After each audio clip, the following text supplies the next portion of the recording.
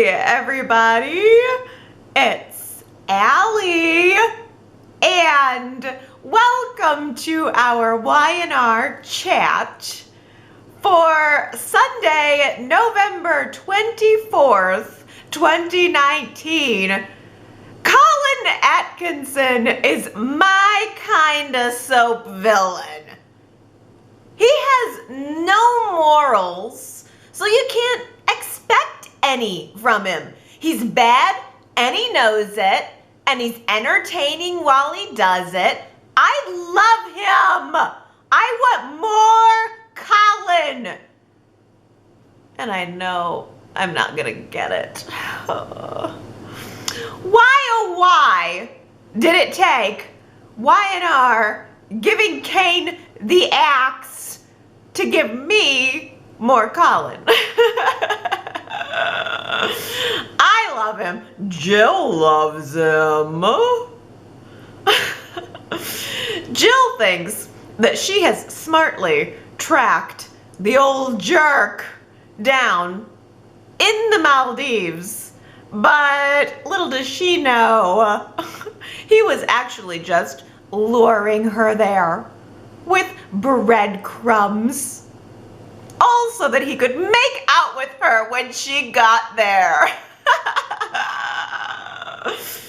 And Jill didn't mind. Jill said, all right, first champagne, but then explain.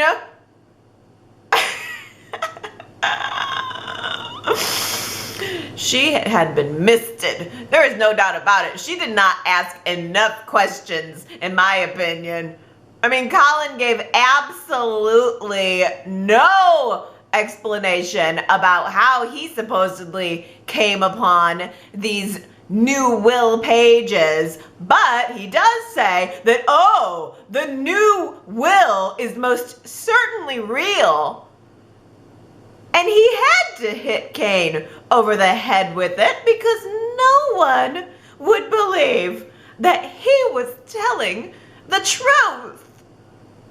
And yeah, he also had to impersonate a federal agent in order to get the job done, but whatever. It's not like Chance is going to come busting down through the ceiling any minute now, so let you and me get some use out of our breezy bungalow bed back here. You know a villain is extra bad when everyone refers to them by their first and last name. Simon Black. Never Simon, never Mr. Black, always Simon Black. It's just like Ian Ward. Never Ian, never Mr. Ward, always Ian Ward. I cannot believe that Chelsea has somehow managed to wash away her connection to Simon Black without a trace.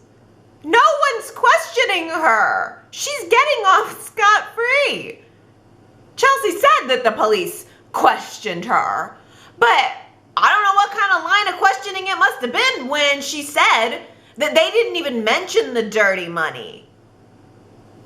How did their line of questioning not lead to asking why Simon would have been there talking to her in the first place? She said they talked about Calvin's connections, but nobody has followed this through on Chelsea being implicated in some of this? And how has Simon not ratted her out yet? I mean, after weeks and weeks of hounding her and threatening her, he also chooses to protect her in the end? That doesn't make any sense. Why is Simon protecting Chelsea? It's not because of Nick. I don't know. Nick realized that Chelsea felt threatened still by Simon, even though he's locked away behind bars. And Nick decided to go see him anyway. Nick goes to the jail, has a sit down with this guy, and I thought for sure it was gonna backfire. I thought for sure that Nick even lightly pushing this guy would have made him do something bad, and Nick was aggressive with Simon. And Simon seemed to inexplicably just cower to Nick. And then switch his target completely. The moment that Nick leaves the room, Simon makes a phone call to his lawyer. He's sitting there on his cell phone, like drinking a cup of coffee with no hands in handcuffs. The handcuffs are just sitting on the table next to the cup. I have to ask a minute, does Simon have some connections on the inside or something? Because Nick, while he was there, did mention that Simon had some mystery guy in a gray car staked out outside his house, and Nick ordered him to call that off and make it go away. So Simon must have some people on the inside to where he can go ahead and be communicating all of this stuff. So what's he doing now sitting there with no handcuffs? Were the handcuffs off just because Simon was alone in the room and he needed to use the phone? Do they just hand prisoners cell phones? Do they not have a pay phone or a pay card or some sort of calling system? I don't know. It just seemed to me like Simon had some extra power, and I don't know why he is choosing to not wield it at Chelsea. Instead, he makes this very cheery phone call to someone, supposedly his lawyer, saying that he's doing great, never better. And he wants whoever this is on the other line, supposedly his lawyer, to call the FBI right now because he suddenly has some information to provide about Colin Atkinson. Wow. What a coincidence. The new guy who just came on a couple of weeks ago has connections to both Chelsea and to Colin. Who'da thunk it?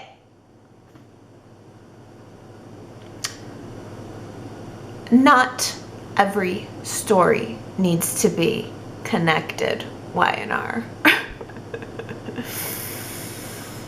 You don't just have to, out of the blue, use Simon to connect two unrelated stories because you have done a really poor job of explaining them and putting them together. Okay, so I guess Simon knows Colin. Well, so then does that mean that Simon knows something, anything about Catherine's new will? Chance finally gets around to paying a visit to Devon to clear his name, to tell Devon that he never hired Amanda. He was, in fact, so deep undercover that he had no idea about the crime that was being committed in his name. He had no idea of anything going on with Catherine's new will, even though Jill has been texting him for weeks now, unless presumably she was just texting with Colin. So Chance and Jill were never communicating? I mean, he said himself that they talked on the phone last week. So, I don't know. I just don't know anymore.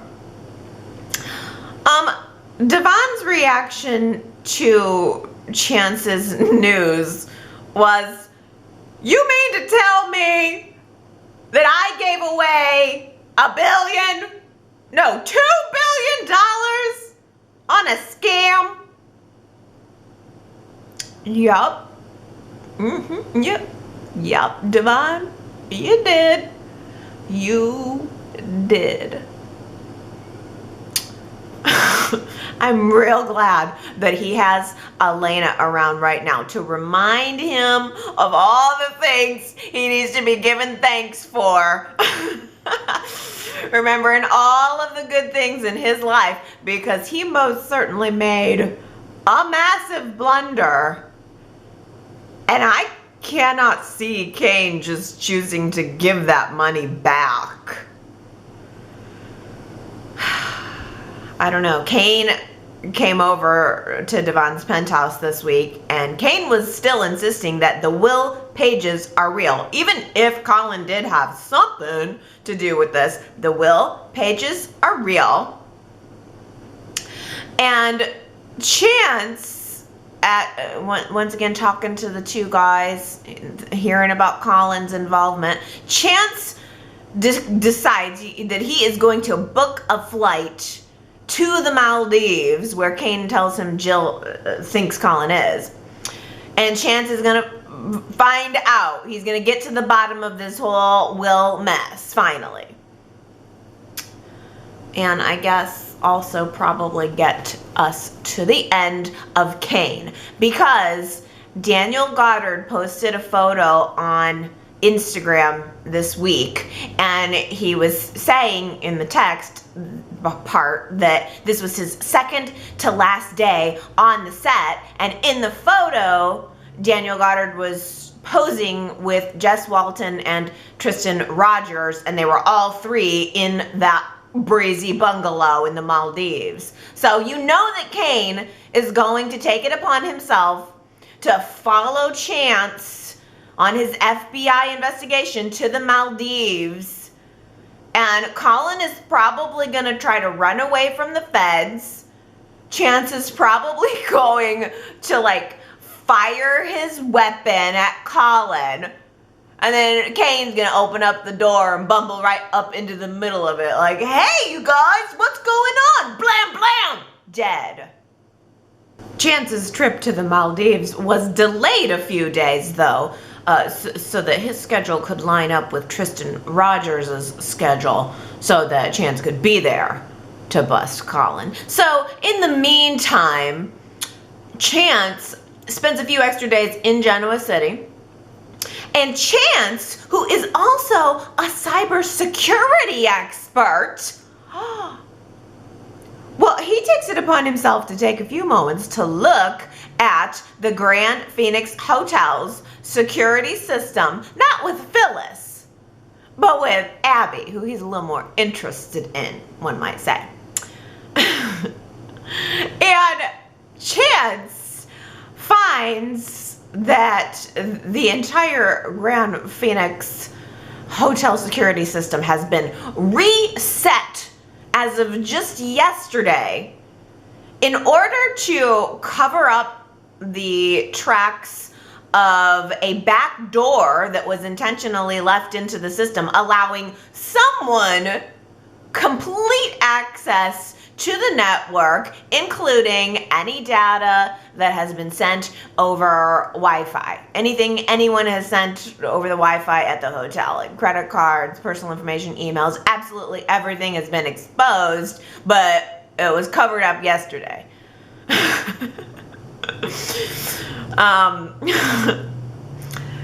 Abby picks up on Chance's subtle suspicion that Phyllis was the one behind it. This is why he chose to speak with Abby and not Phyllis. And you know, to be fair, Phyllis probably was behind this whole thing. Months ago, we saw her installing that security software, and she was talking at the time. We saw her installing it, and she was saying about how Abby is so distracted in her personal life, she wouldn't even see this coming.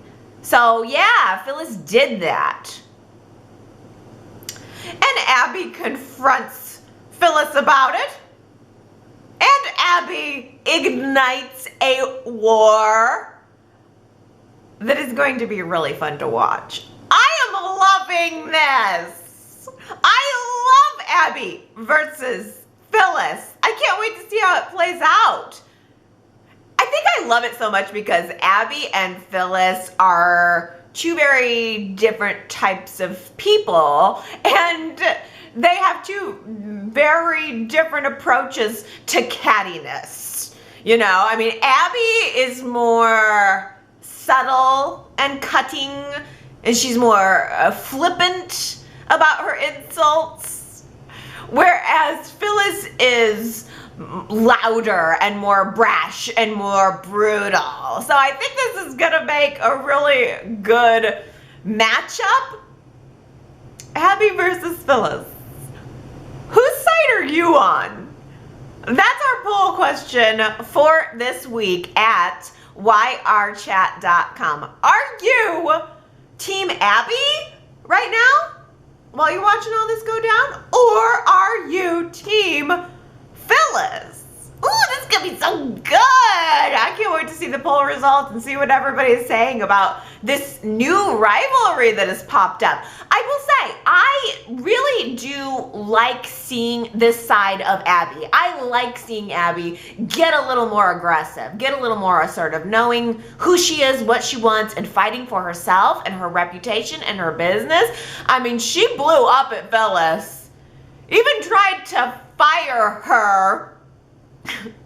And of course, Phyllis said, "You can't fire me. You have no just cause. I'll sue you." And Abby had to back down. But I loved the moment where Phyllis says, "I'm gonna leave though, only cause I don't wanna look at your face anymore." And Abby just put up her hand and waved, did a little tiny little hand wave, like, bye-bye. It was really cute, just like, bye-bye, Phyllis. I mean, nobody else, none of the other women right now especially are kind of standing up to Phyllis. So I do like that Abby's there doing that. I feel like Abby is her approach is kind of like, she's a gnat buzzing around Phyllis's head, and Phyllis is trying to swat at it, but she can't get it. There's just something in that dynamic that I find very entertaining. And all the while, Phyllis is trying to keep her cool. But she was rattled. No doubt about it, Abby is getting up under Phyllis's skin. And you know what? When it comes to this battle, I don't know, even though I believe wholeheartedly that Phyllis acted inappropriately when it came to this whole security software thing, I still almost kind of think I'm gonna have to side with Team Phyllis on this one. I mean, all that being said, it just bugs me that Chelsea was granted Abby's immediate grace for everything that went down with the hostage situation and Simon, and the fact that Chelsea brought this bad guy into the hotel, which exploded the whole thing, which caused all of this bad press for her. And yet, it was Phyllis who became Abby's immediate target. I feel like Abby started this whole rivalry where it didn't necessarily need to be there. I mean, like, first of all, Abby was taunting Phyllis about Nick before the Grand Phoenix hostage situation even took place, and it was with no just cause whatsoever. Phyllis wasn't really doing anything with Nick. Abby was just butting up in it and kind of harassing Phyllis a little bit about it. And then after the hostage situation took place, Phyllis was there trying to help do damage control. She was trying to help the hotel and help Abby, and also keep her own cool, trying to smooth out the waters.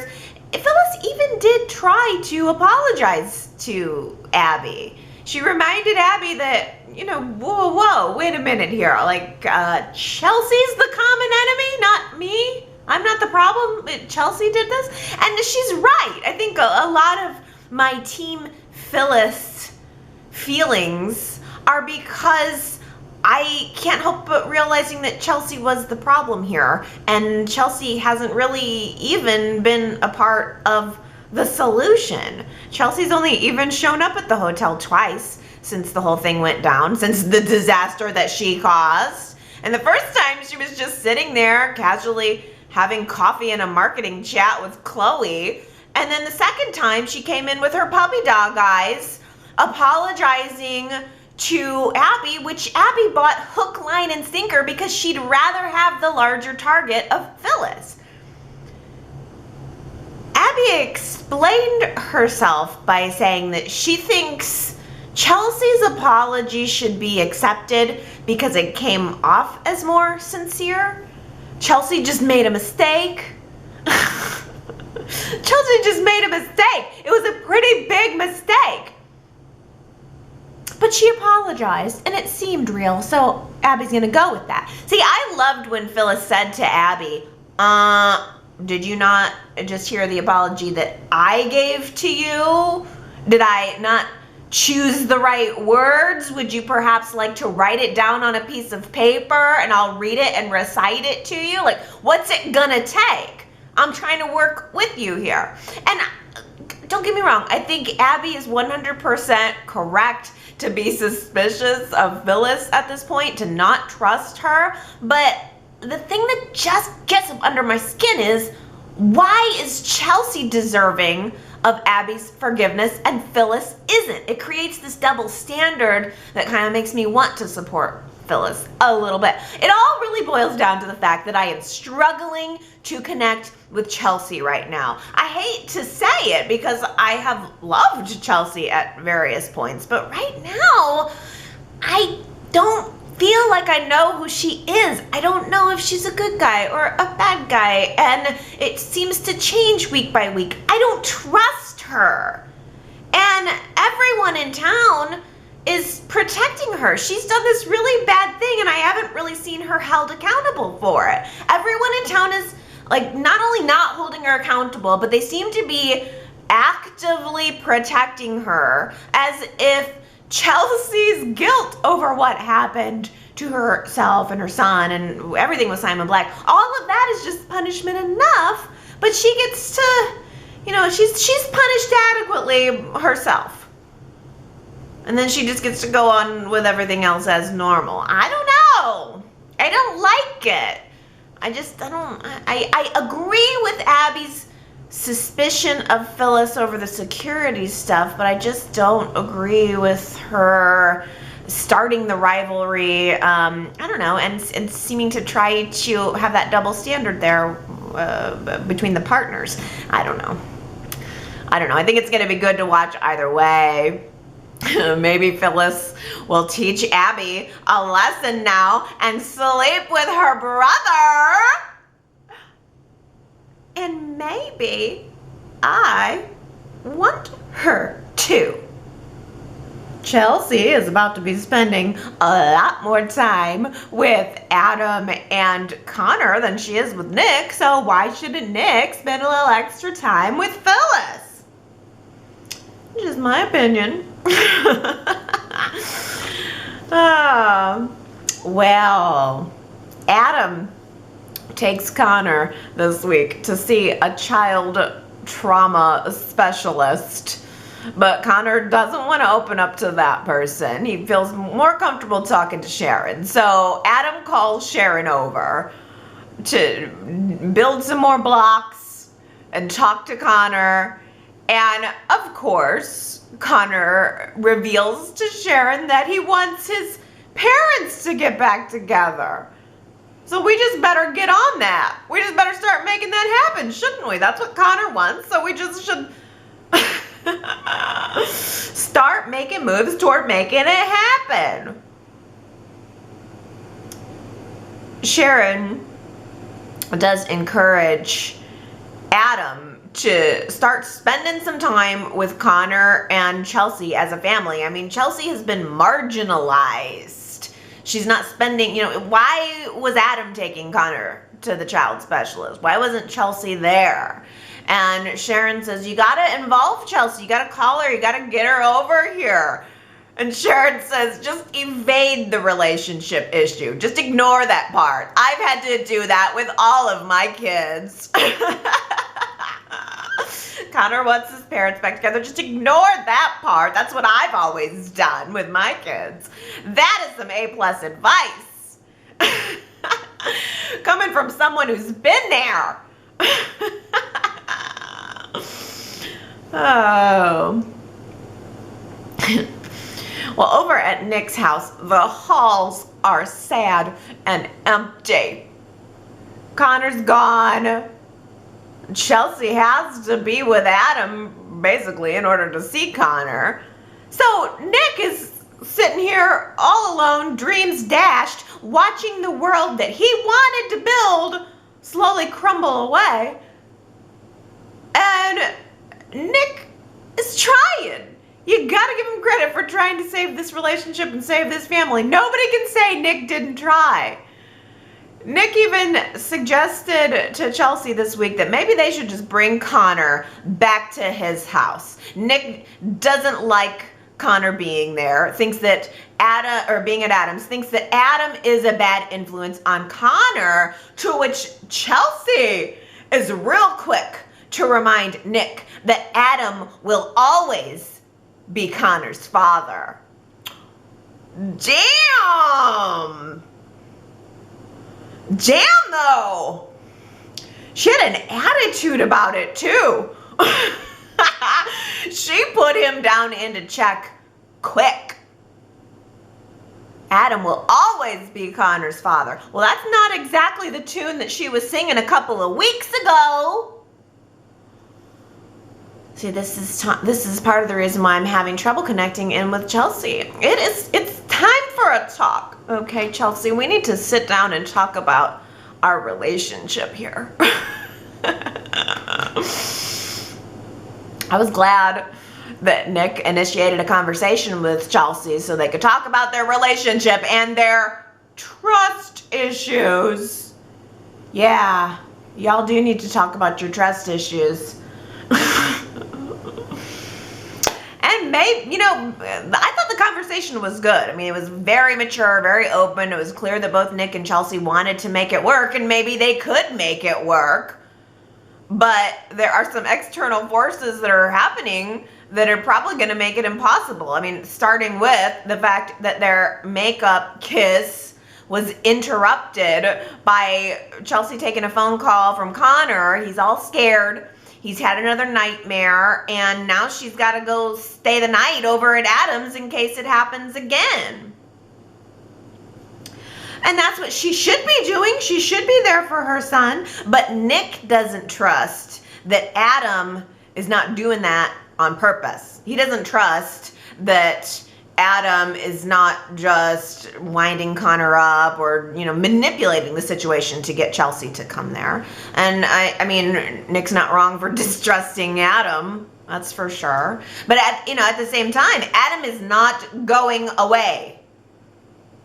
And Chelsea is just going to continue to run off to be with her son, as she should. So it feels like it's an impasse for Nick and Chelsea. I think that, there are some things that can be worked around and some things that can't. So maybe Nick just needs something different in his life. Like Phyllis. Since Chelsea's not around, Nick doesn't decide to spend any extra time with his family. I understand. He decides instead to go out to the bar. Hey, the old ball and chain isn't around. He's going to go out for a couple of drinks. And he bumps into Phyllis, of all people. Phyllis being fresh off of her confrontation with Abby. They're both wanting to drown their sorrows a little bit. Kind of disconnect a little bit. Be adults. Give themselves a little jolt. A little jolt of something. Have some adult fun. And Phyllis decides she's going to buy the drinks and challenge Nick to a foreplay 2019 video game match. Foreplay. Always been foreplay for them. But they're adults, I love it. There's no more sitting in front of the TV with the game console controllers in front of them like it was back in the 2000s when we saw Michelle Stafford's Phyllis and Joshua Morrow's Nick hooking up for the very first time. It's like now it's it's a reset right back to that old Nick and old Phyllis original, only the video game portion of it is being played side by side on apps. I just like that connection. There was just something about it like, oh yeah, this is still their get down. And only now it's evolved into the future. We had the Gina Tognoni, Phyllis, and Nick have their video game foreplay, which ended up leading to Nick sleeping with Phyllis and totally ruining his wedding to Sharon. But I don't know, for some reason this time I really enjoy it. And now that Sharon is not in the picture for Nick, I'm kind of into it. I don't know. I saw Phyllis looking at him at the bar and he was looking at her, and then they played the video games, and I thought to myself, maybe I do want them together. Maybe I do. All of those original feelings kind of came flooding back, and if there's not the naughty, inconvenient factor of Nick being married or engaged to someone else, then why not? I mean, Chelsea it's practically over with Chelsea, and Nick needs something new to screw. I mean,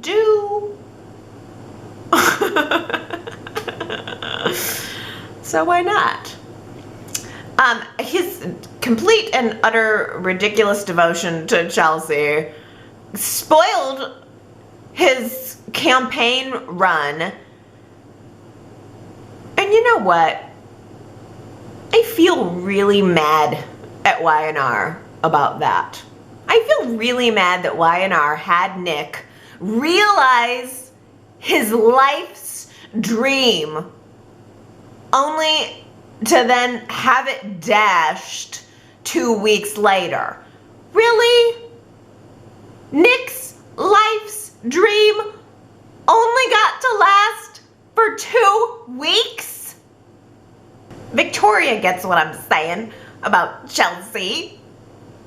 Victoria stopped by Nick's house this week to mention to him that Chelsea might not be good for him.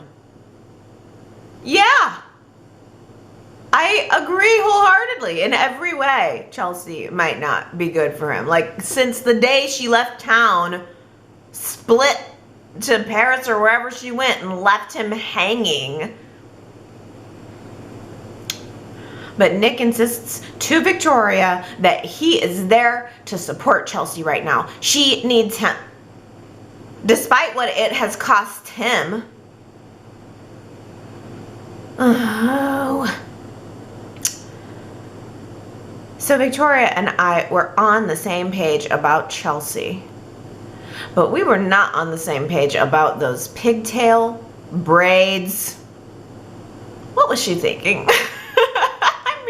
Really, what was Victoria thinking? She runs a multi-billion-dollar company, so like a multinational conglomerate, and she's running it in day-to-day in pigtail braids. Poor choice, Victoria. I can pretty much guarantee you that those pigtail braids were the talk of the water cooler that day, and not in a good way. I don't have anything inherently to object to with pigtail braids, but I think it maybe is a little youthful for her, and it's just kind of hard to take somebody seriously, though. It's kind of hard to take a CEO seriously as she's sitting there talking to you in pigtail braids. Couldn't take my eyes off them. Wednesday Addams, she looked like, she should have wore the pigtail braids with the Wednesday Addams outfit that she had on, what, 2-3 weeks ago? I think Victoria is so distracted with what's going on with Billy that she has totally lost focus on the hair situation. It needs to be addressed. She needs to go to therapy and talk that out. This week, Billy goes back to therapy. And as a result of that, he takes it upon himself to apologize to Kyle. He tells him he's really sorry about the way he's been treating him at Jabot. And Billy also mentioned to his therapist that he thinks he might be projecting some of his anger about Adam and losing Delia onto other people. There's a breakthrough. There's a real breakthrough for you. You think? I thought the more interesting breakthrough, honestly, was the implication that maybe Billy felt a little intimidated by the fact that Victoria has a much more powerful position at Newman Enterprises. I mean, I think it's been mentioned a few times now, and he did mention it in therapy, that Victoria is running a much larger company than he is. And I just wonder if that had an effect of making him feel emasculated. That would have been something interesting to address on the surface, you know, like he doesn't feel like as much of a man because he doesn't run as big of a company, and hence the pent-up rage, and hence him wanting to feel dominant of her when it comes to their love life. But that wasn't really fully explored. We're really more into Billy and who he is. And after he apologized to Kyle, apparently he went back to therapy. And apparently he had another therapy session. And apparently he had an epiphany and a complete personality change again. And he has decided that he wants to step down as CEO of Jabot. He's going to step out of Jabot entirely. So the guy who was menacingly chewing gum and angry at Kyle and angry at Kane and tried to kill Adam, now that guy just wants to take a step back and watch the sun come up, and then also watch the sun go down. Does Y&R even know what they're doing anymore? I just started working on embracing the idea of a dark Billy. And if they were going to have Billy have an epiphany, then they should have done it right after he got out of the boathouse. What's up with this? Is Y&R making this up on the fly? Are they listening to the fans too much? I just wish they would pick a direction and commit to it. This is not a choose your own adventure. Look, I'm not mad at Billy for wanting to be free. I'm not mad at Billy for going back to his happy-go-lucky self. I loved that Billy. I loved Jason Thompson. Jason Thompson was so charming in his scenes where he explained to Jack and to Kyle that he was stepping down from Jabot, and he was so convincing about his desire to change his life and his direction. That part I don't dispute whatsoever. I mean, I loved his big smile. I love and have always loved the more relaxed kind of party boy vibe to him. It's 1 week he's good, the next week he's bad, the next week he's a little better, and then the next week he's bad again, and now he's completely good. And it's sort of like Chelsea. I don't know who he is now. I just need to know who I'm dealing with here. And at this point, I really don't even trust that Y&R is going to be keeping Billy around. The writers don't seem to know who he is. He has no job now. He has no direction. They are probably going to make us spend months teasing out some sort of new direction for Billy that won't even pan out, or that will last 2 weeks, the same way that they did with Nick. Hey, I have an idea. Maybe Billy should run for city council. I hear there's a seat open. I guess the idea is Billy-Kyle conflict at Jabot is out. And Theo-Kyle conflict at Jabot is in. I mean, we all knew that Theo was never going to go to Paris. Jack would miss him too much. Theo did accept Ashley's job offer in Paris, though. I am surprised that it didn't occur to Theo that maybe Ashley only offered it at Kyle's behest, like to get Theo out of the way. I'm surprised it didn't occur to Theo that maybe Kyle had a conversation with Ashley, told her what trouble Theo has caused for him, and the fact that he and Billy both don't trust him, and Jack's being all naive over here, and then Ashley said, all right, let's transfer him to Paris. He'll get a fabulous new job and a fabulous new life, and Kyle and Lola can get their freedom. It's a win-win. But instead, no, Theo was all ready to take Ashley's job offer, and it was just as Kyle was starting to come to terms with it all, courtesy of Mariah, really, which is weird. Kyle and Mariah had a conversation where Mariah encouraged Kyle to stop focusing so much on his cousin drama with Theo and instead start focusing on how dangerous Summer is. That's weird, right? Because Mariah knows that Theo has the capability of causing real trouble. Mariah knows firsthand that Theo will try to boot you out of your business or your job or your girlfriend.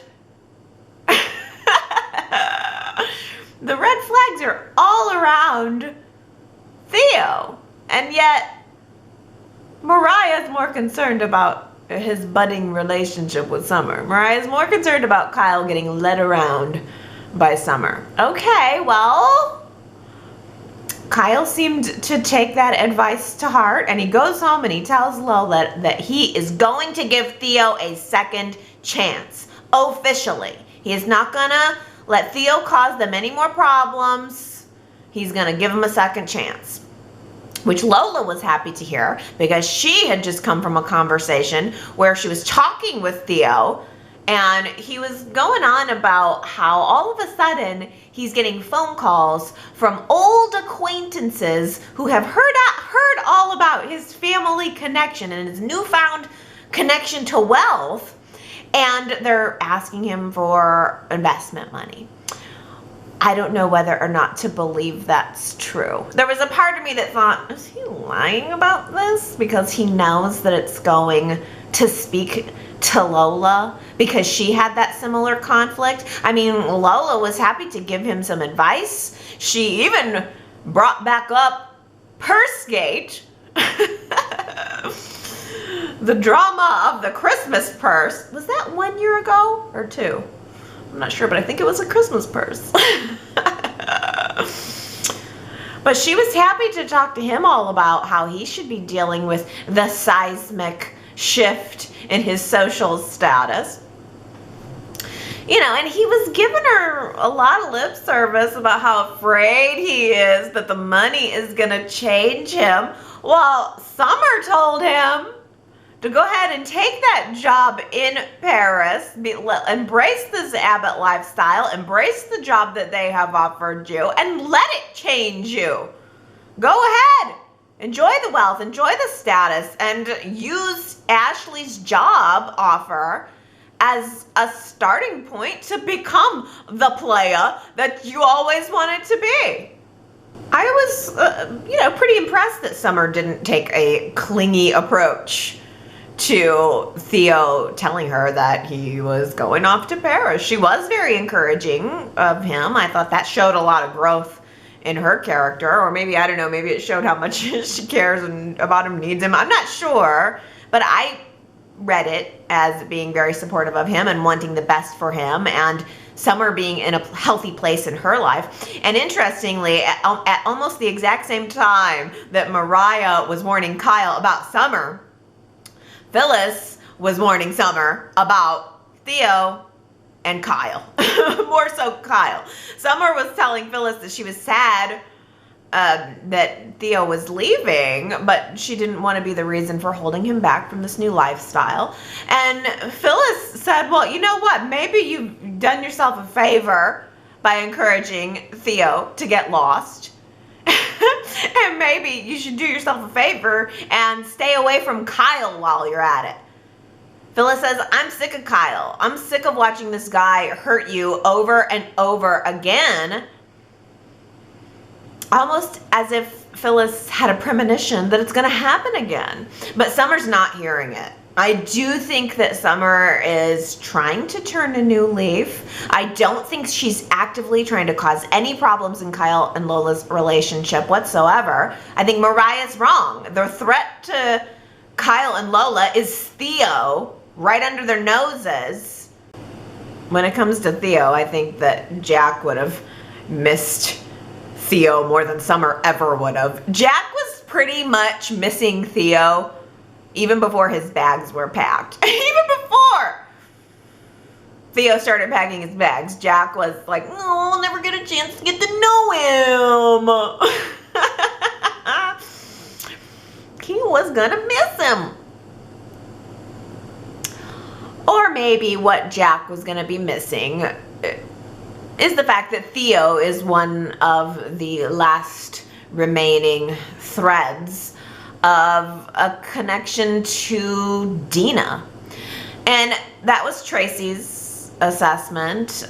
She felt that maybe Jack was doing a little bit of projecting when it came to Theo. Hey, Tracy also announced to Jack this week that she's almost finished writing the Abbott family memoirs titled Thank God We're Not the Newmans.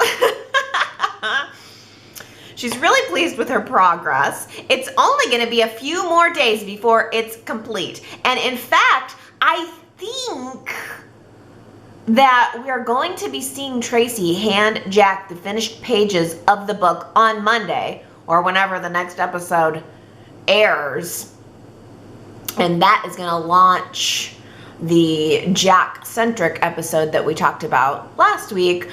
That's kind of in honor of Peter Bergman's 30th anniversary with The Young and the Restless.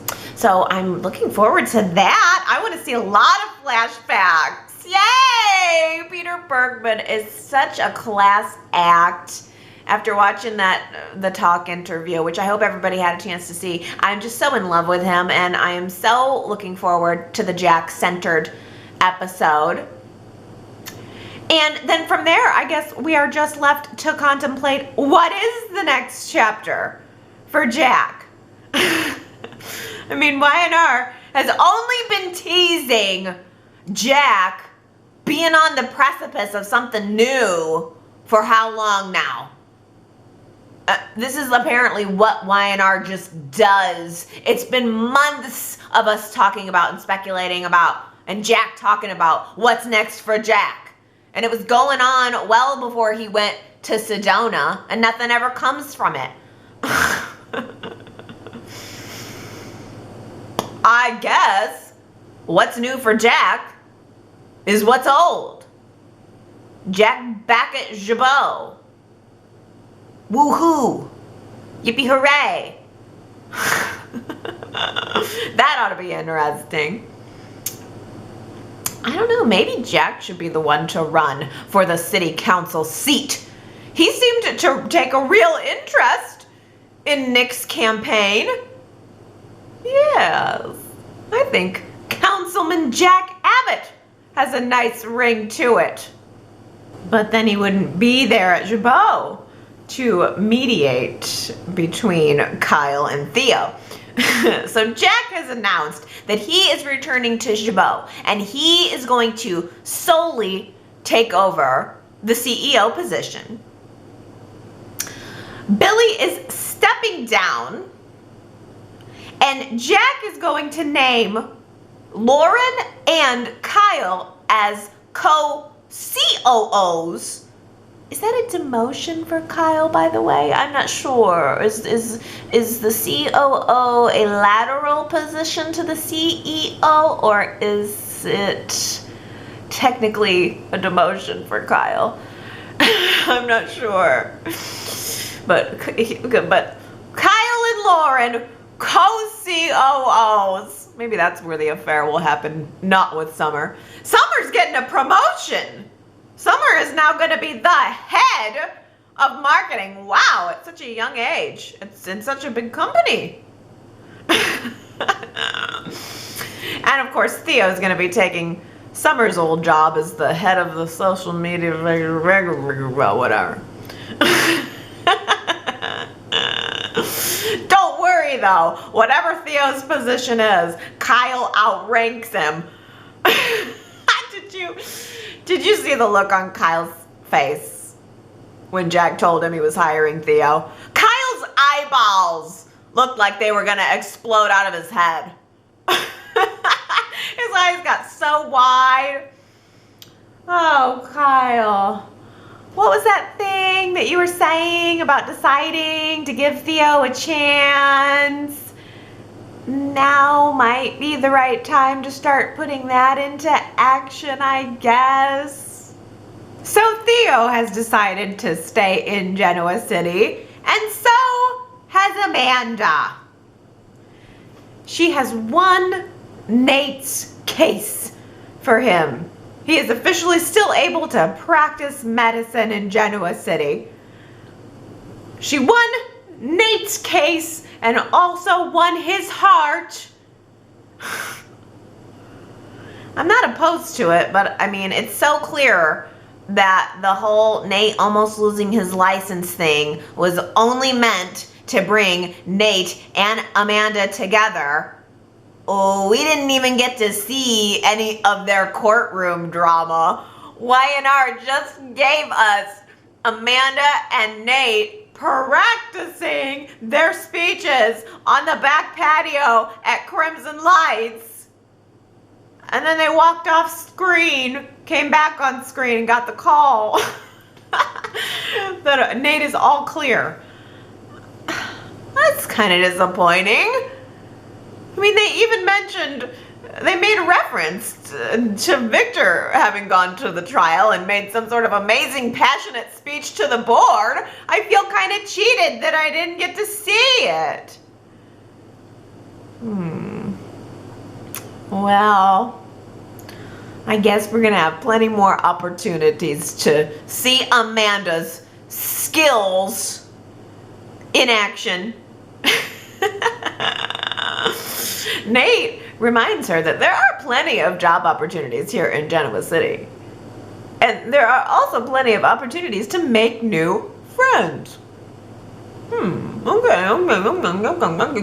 Friends. There's clearly a chemistry going on there. I don't know why they very quickly relegated it to the friend zone. I mean, wouldn't it just be too weird for Nate to be dating the woman who looks exactly like his cousin's dead ex-wife? We can't have that. Well, that would be too weird. And too obvious. I don't know. I feel bad for Devon and Elena over here.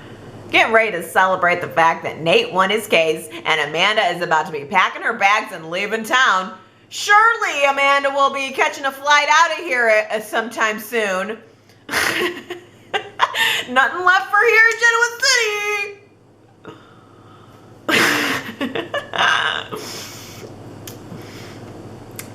You know, I am really appreciating Elena's sweet sensibility now. I know I was a little critical of her for being so mild, but I don't know. When she was flipping through Devon's record collection, I just thought, you know, she is a good match for Devon. I mean, she's very sweet and, you it's clear that she also doesn't like Amanda, so I'm sure we're going to get some cattiness coming. It's clear that Elena would be happy if Amanda just fell off the face of the earth. I mean, Elena even got a little bit bold with Nate this week. Before his hearing, she told Nate that he needs to just drop Amanda as an attorney. She could be involved with Colin, she could be dirty, whatever. He needs to drop her. And then she got all huffy with him when he doesn't do it. I mean, she kind of stormed off like, harumph. He didn't listen to me. Well, I don't know. I think Elena needs to be a little more concerned about Devon's relationship with Amanda, not Nate's. Elena needs to be more concerned about Devon about to be bumping in to his beautiful ex-wife looking lady all over town. You miss a week, you miss a lot around here. That was our quote from last week. And isn't it true? I thought we were going to miss a whole week of Y&R with all of these preemptions and stuff. But luckily, I don't know, I got 4 episodes. Did you guys get to see all 4 episodes? I hope so.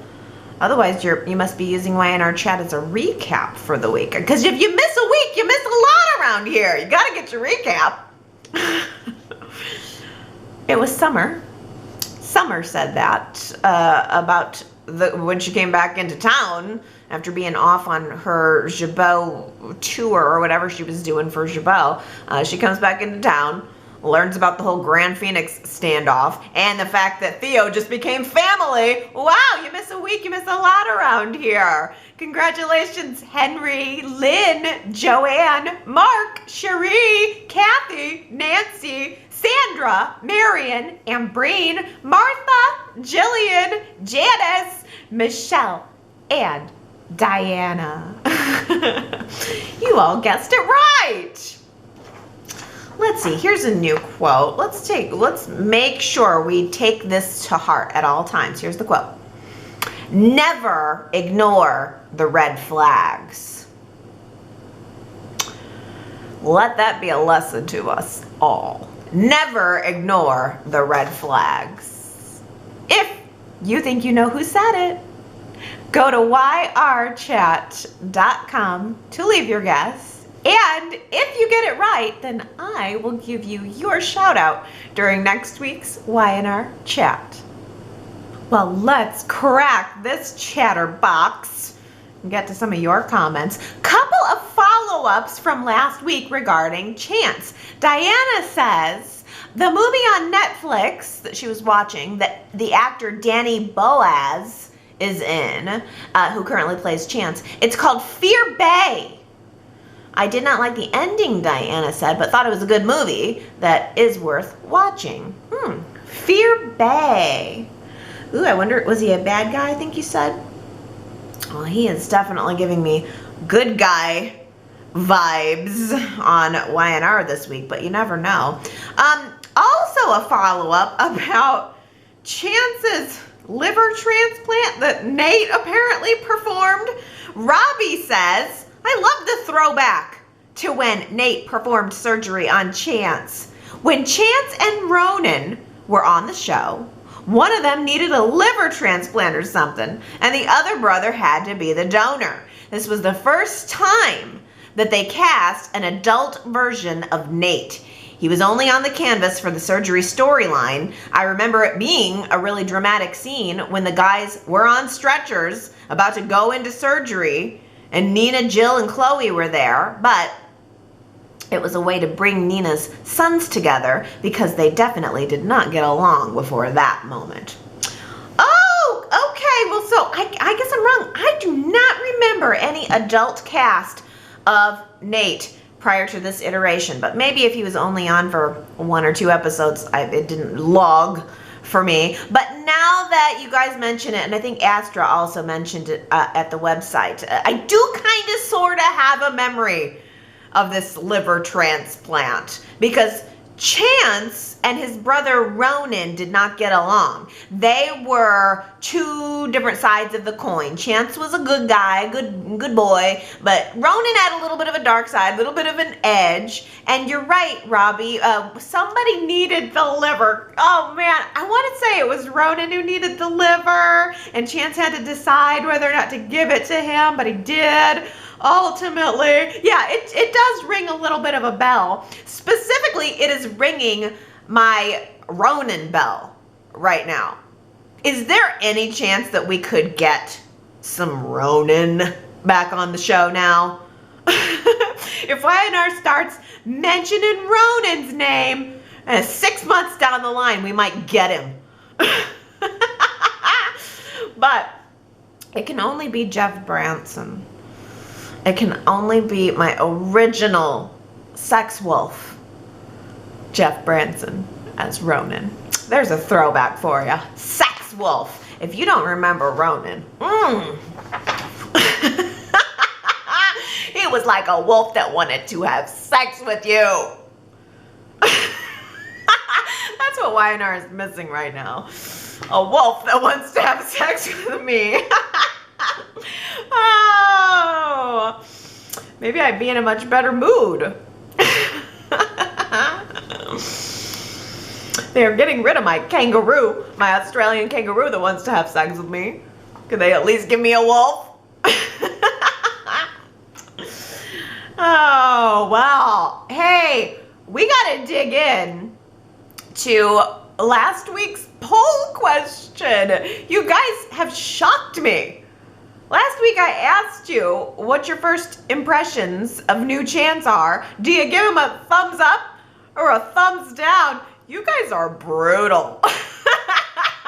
85% of you gave new Chance a thumbs down. Oh, you are breaking my heart. I was loving him. I was so impressed with him last week. And it seemed like the early votes were in his favor. And then I just looked at it this morning like, whoa. People must have come out in droves to express their displeasure here. You know, I mean, for as many votes that gave him a thumbs down, there weren't all that many comments about why. Except Michelle voted thumbs down and gave us a list of grievances. So here we go. Number 1, he is not John Driscoll, the previous actor who owned the role for me. I'm a longtime viewer since the early days of the show when the episodes were only a half hour. And this new actor is not my view of Chance.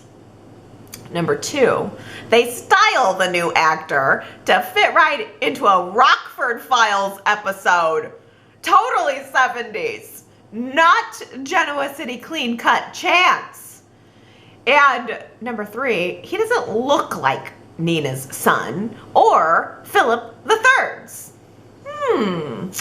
Oh, Michelle, good list. Well, you know, I actually think he does look a little bit like Nina, but who knows? I could just be imagining that. But you know, it's interesting because it must be some kind of reset to the character. Maybe they felt they couldn't cast him as the all-American clean-cut guy, or maybe they just decided to go in a different direction. We've had that happen before. And you know who came to my mind when I thought about that?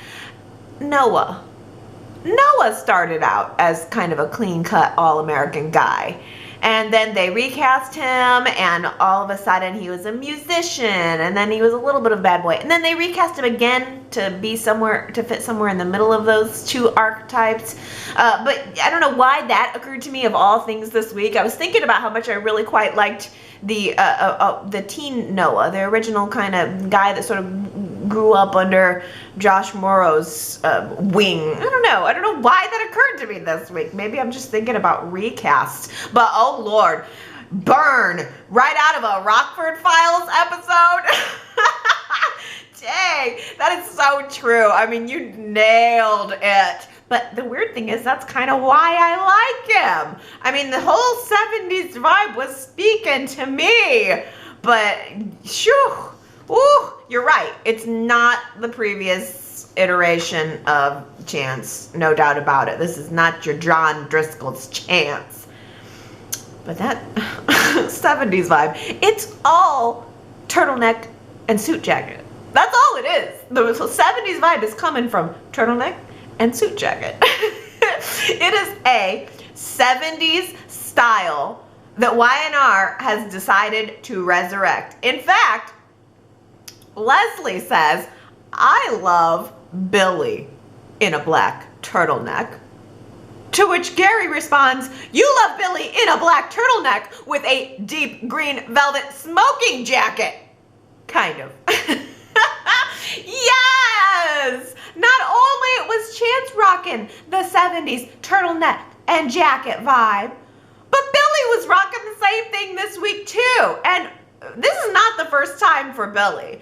Billy originated the year 2018, 2019 turtleneck and jacket trend. Billy is the trendsetter in this fashion sense right now. It's so weird because it's a weird fashion choice. It is bold, really. I mean, if there are any guys out there listening or watching me right now, I want you to imagine that you just decide one day to put on a turtleneck, and then you decide to put on a jacket, a jacket coat over that turtleneck, and then you walk to work. You walk down the street. People are going to be talking about you. No, they will never let you forget it. Turtleneck and suit jacket is a fashion choice, and if you try it, you better own it and keep doing it. Because otherwise, it is going to just be in the litany of bad decisions of your life that people are going to be talking about behind your back. And yet somehow, a so-punk can just pull it off. Oh, Lord, Billy. It is, you're right, Gary, because it was not just the black turtleneck. It was the deep green. I would call it emerald green almost. Billy was looking just about like maybe the city councilman of Oz, of the Emerald City. City councilman of the Emerald City. He can't be the mayor. The mayor had the coat and tails. Billy's city councilman in the Emerald City. In his deep green. I don't know if it was velvet or not, but it did look like it. It did look like it was some kind of texture. Something else. Well, on another fashion note, Leslie says, Phyllis's dress, awkward. I think we all know what dress Leslie's talking about. Superplex says, it's the latest craze on the Parisian runways. At night you can use it as evening attire, and when you're done and need to bathe, you can convert it into a floor mat for the shower. Oh, Lord. See, now, whereas I'm accepting of the fashion choice of turtleneck and suit jacket, Phyllis's dress is a whole nother story. Now, I'll describe the dress for you. It wasn't like a houndstooth. It was some sort of plaid. I liked the print, but the dress it was long, had a huge slit up the leg. That's beside the point, because the real showstopper of this dress was the fact that it had a ruffle that spanned from I guess behind her shoulder, and it just traveled all the way down the dress on one side, and it was huge. She just had this huge puff of fabric all up in her face and all on her sides and just all around the dress. It was something else. It looked like a dust mop. I should have just go grab my dust mop right now and put it on my shoulder and do a little recreation of it, because that's exactly what it looked like, a dust mop. See, Michelle Stafford is beautiful, gorgeous. Oh my goodness, I can hardly handle how gorgeous she is in some of her fashion choices. But this was the kind of dress that looked good while you were standing there. It looked good if you were standing and getting your photo taken. This was a perfect dress for a magazine or something. But the second she started to move around and sit down, it was all kinds of, as Leslie says, awkward. Oh, and one more fashion note. Ambrini says, Sharon's tan pants Made it look like she was naked under that long coat. Perfect for a makeout sesh. ... with Adam, I think you mean. Oh yes, I mean, did anybody not notice those tan leather pants that Sharon was wearing to go over and counsel Connor? She said, I've got a therapy session. I'm gonna throw on my tan leather pants, look kind of naked, go over and counsel this kid. She probably helped to give Connor some good dreams. After his nightmares, she knew she needed to, you know, this little lad, he's going to be remembering those tan pants for the rest of his life. And it's fine because it's a memory that can replace the fact that he was just held hostage. Or perhaps the tan leather pants were meant for Adam. I told you guys it's not happening. I know there's some of you out there still holding out hope, but it ain't happening. She's not going back to Adam. Maybe she'll go back to Nick. Laura reminds us of a little quote that went like this. You cheated on me with Phyllis. Who said it? Oh, Laura, you wrote this quote and it took me back to that moment so perfectly. Sharon standing at the altar, getting prepared to almost be married to Nick, and then right before the minister is calling the I do's. I mean, she let him stand there and say his vows. She let him do the whole shebang, and then right as it came time for her to say her vows, she ripped him up, threw him on the floor, and said, you cheated on me with Phyllis! Oh, that was a good moment. That was the last moment for Nick and Sharon, really. Shakona says, ouch, it pains me to see Nick grasp at straws to save his relationship with Chelsea when we know, and more importantly, he knows that it's going to end soon because Chelsea will surely break his heart once again. I know, I think so too. And I don't want to have to say that of Chelsea. I want to love Chelsea. Diana says, I love the character of Chelsea, but she has made some very poor and dangerous choices. Her lack of judgment definitely brings exciting drama to the show. Though, good point though, Diana. Her lack of good judgment brings drama to the show. Diana also says, I look forward to the court case with Simon Black that we will apparently be seeing. I think that's good drama for the show. I didn't know we were going to get a court case for Simon. Where did you hear that scoop? I honestly thought that Simon was gone last week, so I was very happy to see him come back onto the screen this week. I haven't heard anything about a court case, but ooh, that could be good. Laura says it looks like Amanda is staying in the Junction. Is she a good guy or a bad guy? We don't know yet, but it's fun having a lawyer on the show. I hope that they will couple her job with the GCPD. I feel like a Paul Ray Amanda adventure. Oh, well, now this is interesting, because if we are going to get a Simon Black court case of some type, then will Amanda step in and be his attorney? I mean, attorneys are apparently needed in this town, so yeah, maybe you're right. I mean, she has to really have some kind of more of a reason to stay in town, because even though the sparks were flying between Amanda and Nate, they ended it on a friendly note, just friends and a hug. So that's not really enough to make her want to stay in town, although she was really impressed with Genoa City. Made sure to mention how much she likes it here. It's a really unique place. But you could absolutely be right. Maybe she's going to represent Simon? I don't know.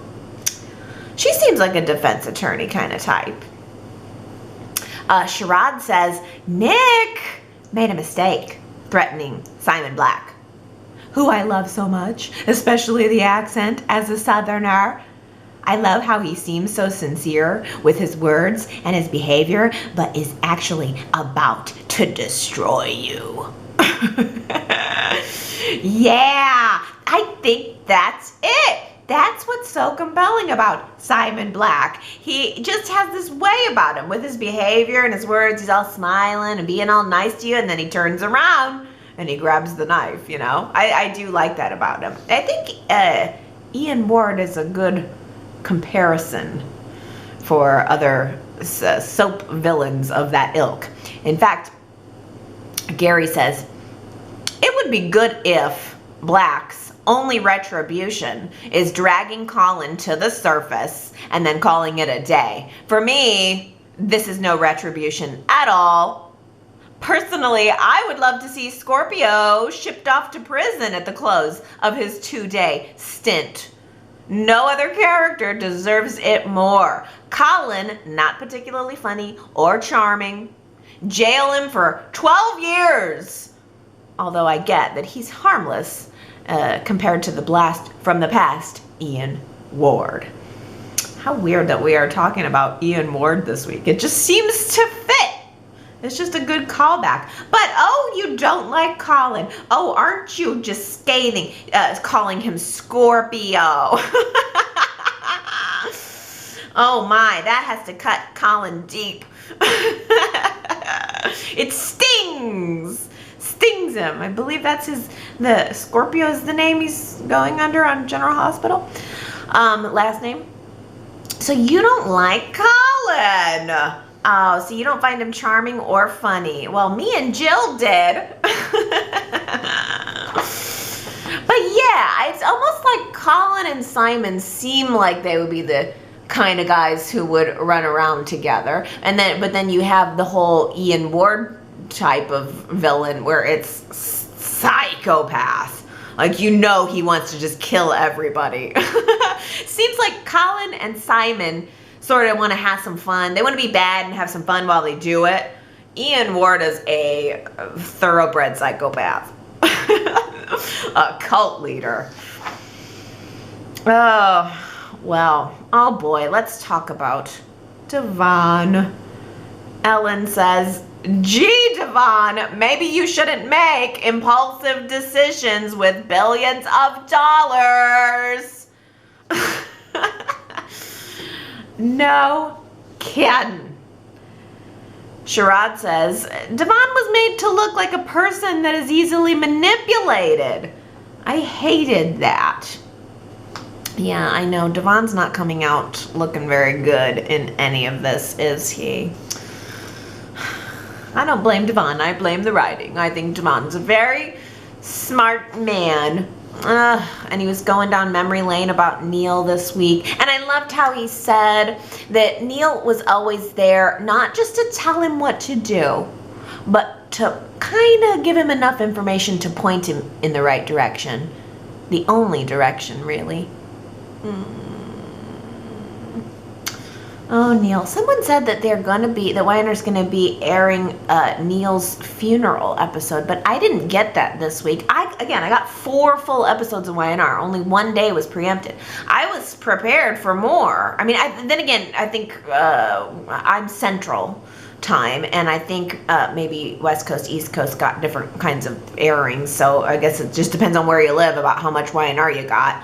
But someone said that they're going to re-air Neil's funeral. I don't know if that was just to make up for this week's preemption, or maybe they're going to air that the week of Thanksgiving. I mean, typically we miss 1 to 2 episodes during Thanksgiving. I think it's usually 2 episodes. Are they going to maybe air Neil's funeral next week in some places? I'm not sure. I don't want to watch it. As soon as I saw that comment, I thought, I'm not going to watch that. I don't want to cry. I mean, who would? Who wants a Thanksgiving cry? They're going to decide to air that on Friday? Like, no thanks. Or maybe it didn't air it. Maybe it only aired in certain markets. Yeah, no thanks. Daisy says, Colin is a criminal. Any claim that he has of having found Catherine's real will is a lie. I'm very surprised that Jill didn't even ask Colin where he got the documents from. Okay, pause, because no kidding. That's the big hole in this. I think she said to him, okay, well, who told you about these documents, or how did you come upon this whole thing? And he goes, oh, I can't name names. So we got nothing there. We got nothing on how Colin just so happened to come upon some information that his son might be a billionaire. I mean, come on. Colin's lying. And I wouldn't be surprised if the whole will authenticating thing was a scam too. I mean, Colin could have planted the will the certified licensed documents examiner. That person could have been on Colin's payroll, which is so annoying to me if Y&R does that. I don't like that. Ugh. Don't just go back. Don't write stories that we're supposed to believe and then just go back months later and go, oh yeah, actually that was a con. That makes it real hard for me to trust anything that's going on currently if there's a possibility that it's not true. Daisy also says, did anyone ever say what the parameters of the will certification were? What was it that made those pages authentic? Catherine could have written her will on a napkin and it would have been authentic. I really hope Chance figures this scam out and that Catherine's money is returned safely to Devon. You and me both. I do want to see, I don't know if Kane's going to give it back, but I want to see Devon ultimately get his money back. Once again, I believe that Y&R decided to take Devon's billions away from him in order to equalize him for the relationship that's coming with Amanda. Y&R needs the fans to not be questioning whether or not Amanda is interested in Devon or even interested in this family because of the billions. So they had to make him just a mere modest millionaire. But also as far as the will certification, I mean, they said that this new will actually matches the fibers of the paper that the new will is on matches the rest of the pages in the will. It was the one that left Devon the money that was off, that didn't match the rest of it. But I mean, that could be a lie. That could be part of the con. That document certifier could have just been in on it. I need Y&R to wrap this up. I've not been a fan of this whole Catherine's will storyline from the beginning. I don't like messing with anything Catherine related. I didn't like seeing Devon lose his money. I don't like losing Kane, but I think it's coming also very soon because I think, as Gary had mentioned, Colin is only supposed to be on for 2 episodes and we already seen one of them. So I think we're going to see the end of Kane next week. And then presumably with that will come some maybe more information about the will. I don't know how they're going to wrap this up in one more episode if Kane's only got one more. I don't know. Oh, Lord. Well, let's switch gears a little bit. Daisy says, bringing Theo into Jabot will be the biggest mistake that Jack makes. I think Theo has an agenda, and I don't think it's getting to know his grandmother's family. It could be getting back at Dina's family for something that happened to his father. Or perhaps Theo works for Ashley and he's helping her attain Jabot. She may not be over what Jack did to her and wants to take over Jabot for revenge. Yeah, I agree. I think that Ashley's total personality change, going from wanting nothing more than revenge on Jack for everything he did to her, and wanting Jabot more than anything else, all that just changed on a dime. Ashley's just good now. She's supposed to be trusted, and I think it's because she doesn't have enough story on screen. I think they're mostly just using her, trotting her in as a plot device. But yeah, they switched over Ashley's personality the same way they are switching over Theo's personality. And the real question is, can we trust Theo at this point? As far as I'm concerned, I think the jury is still out. I think it's absolutely possible that Theo is still pulling a con. And the fact that Y&R seems to be working overtime to make us think that Theo is an angel just makes me more suspicious of him. Well, following up also from last week, Superplex's Allie, while the character of Stuart Brooks is dead, the actor who portrayed him, Robert Colbert, is still alive. He's 88 years old. Also, the woman who portrayed the mother of the Foster family is still alive. Oh, what a faux pas, superplex. I think I got confused. The character of Stuart is dead, but the actor who played him is still alive and kicking. Oh, forgive me. How humiliating. I'm so sorry.